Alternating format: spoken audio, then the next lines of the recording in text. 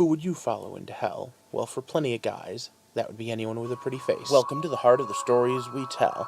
My name is Rob, and tonight I will be reviewing Episode 9 of Westworld. And tonight was all about convergences and confirmations. Convergences of story, the idea that everything is coming together, and exactly what everything means. Now, plenty of people have guessed several of these things before. The idea of who Bernard is, the idea of what's happening, which time is which, has all been guessed before, so I'm not going to waste time on it. However, what I will say is that the confirmation still hit very hard, even if we saw it coming. And once again, that is the hallmark of a great writer. But before we get too far into this, I have to throw up my two warnings. Although, to be honest, the first one isn't as bad this week. So once again, it's stop. Spoiler time. And I don't even know where to begin this week. Do we start with Dolores or Maeve? Or Bernard? Well, you know what? We're going to start with Maeve. And here's why. Because her story dovetails and combines with several others. Plus, my idea of what the theme of the episode is comes from one of her words of dialogue. She gets her bandito and asks him if he'd follow her into hell, and it felt like a cult leader indoctrinating a member into the cult. And it kinda is that. But she's trying to save him from what he watched happen to someone else. And you know what? I'm starting to think that, as much as I've always said the robots are the good guys, there's really something to this. This is the reverse robot warning. This is, what type of monsters are we? But I'm getting ahead of myself, because that'll come more in Ford's story. Her doing an impression of Mrs. O'Leary's cow and kicking over the fire really is going to bring them back to the body shop. And to be honest, that's exactly where she needs them to be. I kind of expected Sylvester and Felix to show up at the end of the episode. The fact that they didn't kind of weirded me out. But this was jam-packed full of stuff, so I will forgive that. Although I bet that next week we'll see that big reveal, and exactly what that means. So who to next? Well, I think I'm going to go to Dolores. Now the real question is, which Dolores? Because there are two running around. Well, there's two versions of her running around. Maybe three. What's going on is, her, back in the William part of the timeline, is the first one that he sees cut open, which is kind of funny, because remember, he told Teddy, well, the Man in Black told Teddy, that he had cut one open when he was here at the beginning. Is that what we're seeing? If so, does that make the Man in the Black hat Logan or William? Switching gears for a second to that Man in Black.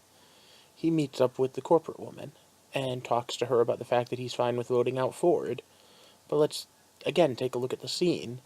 They go through everything not to say his name, and at this point everyone's saying that's because the name is William.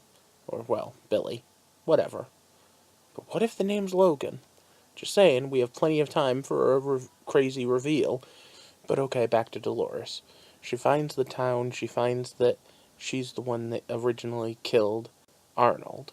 And, well, the Arnold reveal goes more in a second. So let's switch over gears again.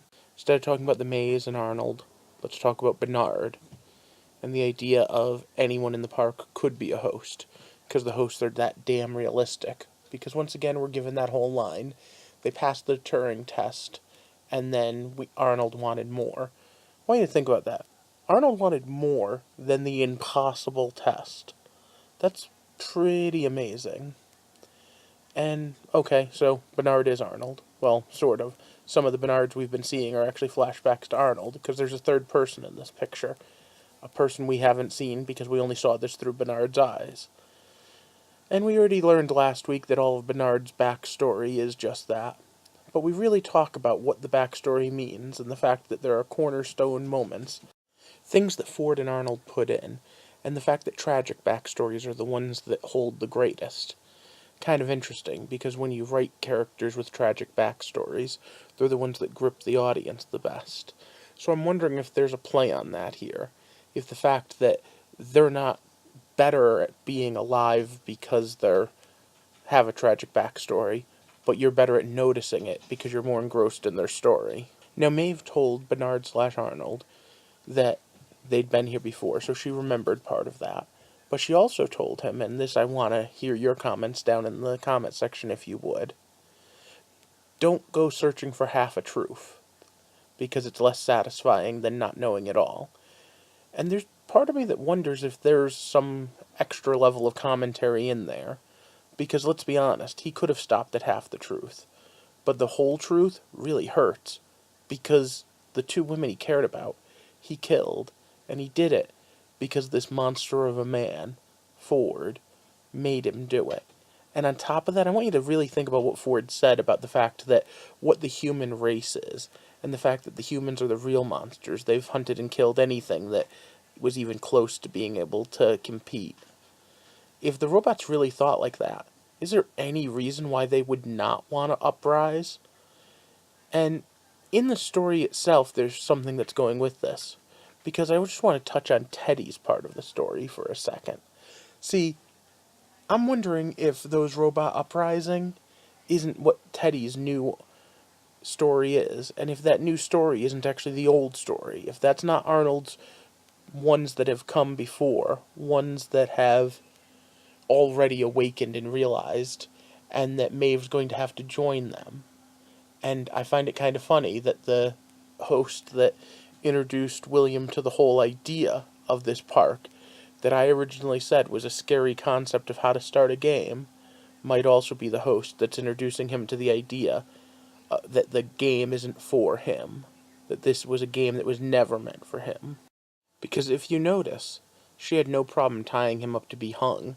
If he hadn't cut that rope, he would have been pretty dead. I thought they had rules about those things. Yeah, kind of funny. So let's just recap real quick. The whole theme was who would you follow into hell?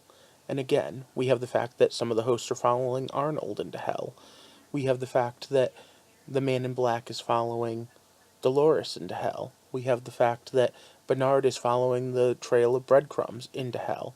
We have the fact that our head of security is walking into hell, although not on purpose, because he doesn't realize what's going on.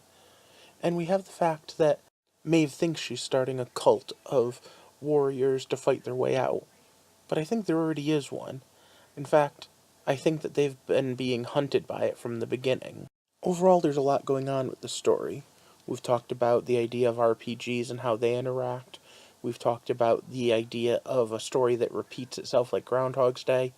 We've talked about the fact of how people would handle fantasies and the fact that sexual fantasies are a big selling point. We talked about the fact that the Joker, realizing that the world isn't real, gives him freedom. We talked about the idea of legacy systems overlapping. We talked about the idea of MMOs and people giving quests.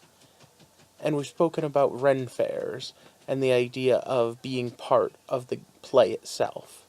We've talked about sex workers' rights and the fact that some of these robots are being treated like sex workers. One of my first thoughts was the fact that this is actually poking fun at the HBO audience. Because at the end of the day, the people who want more blood and more boobs are the ones that are playing like Logan. And what do we end with episode 9? A confirmation that Bernard is really Arnold, although just a host that was programmed to be able to act and think like him. We have the fact that the man in the black hat is one of those people from 30 years ago, and that he has a history with Dolores. We get the fact that Dolores has killed Arnold, and we get the fact that Maeve has narrative control.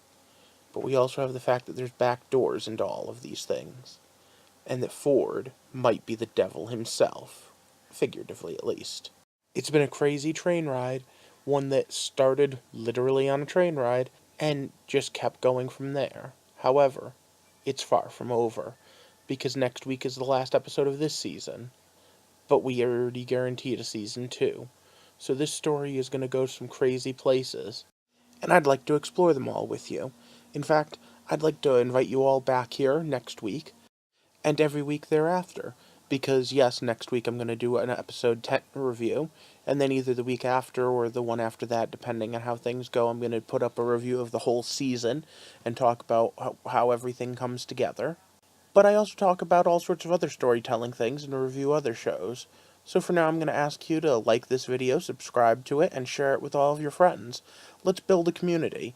Let's get this in on the ground floor. So for now, thank you for walking with me through the heart of Westworld, and join me back here next time for the heart of the stories we tell. Thanks for watching.